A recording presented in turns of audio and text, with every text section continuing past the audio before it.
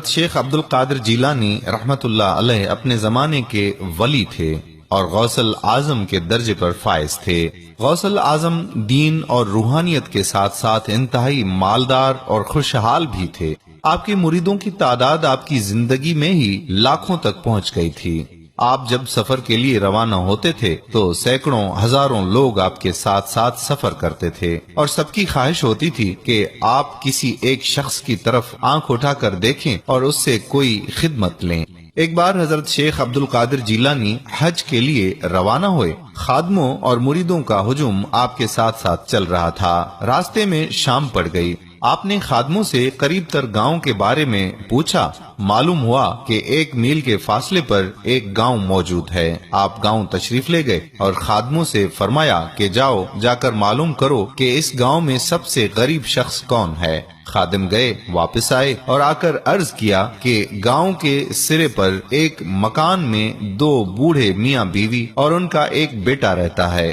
یہ اس گاؤں کے غریب ترین لوگ ہیں۔ غوث الاعظم رحمت اللہ علیہ اس کے گھر گئے اور گھر والوں کو کہا کہ میں آج رات آپ کے گھر میں قیام کرنا چاہتا ہوں، کیا آپ مجھے اجازت دے سکتے ہیں؟ وہ لوگ غوث الاعظم رحمت اللہ علیہ کی اس عجیب خواہش پر حیران رہ گئے اور انہوں نے کہا کہ حضرت ہمارا مکان حاضر ہے لیکن ہم آپ کی خدمت نہیں کر سکیں گے۔ غوث الاعظم رحمت اللہ علیہ نے انہیں تسلی دی اور ان کے مکان میں داخل ہو گئے۔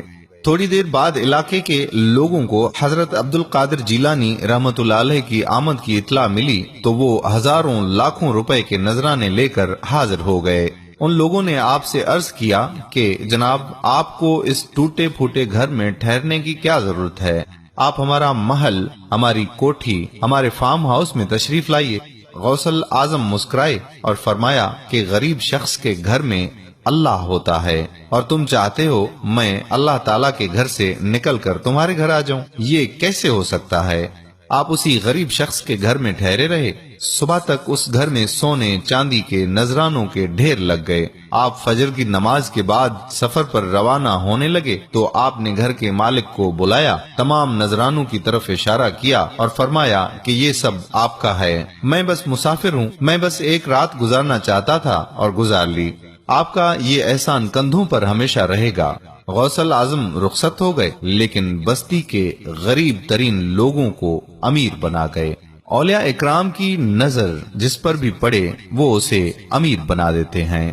میرے پیارے بھائیوں اور بہنوں، اگر آپ کو ہماری آج کی ویڈیو پسند آئی ہے تو اپنے دوستوں کے ساتھ بھی ضرور شیئر کیجیے گا۔ اگر آپ نے ابھی تک ہمارا پیج پیارا اسلام لائک نہیں کیا تو ابھی سے لائک کر کے فالو کر دیجیے اور ساتھ ساتھ ہمارے یوٹیوب چینل پیارا اسلام کو سبسکرائب کر کے گھنٹی کے بٹن کو پریس کر دیجیے تاکہ ہم ایسی مزید معلوماتی ویڈیوز آپ تک پہنچاتے رہیں۔ جزاک اللہ خیرہ۔ السلام علیکم ورحمۃ اللہ وبرکاتہ۔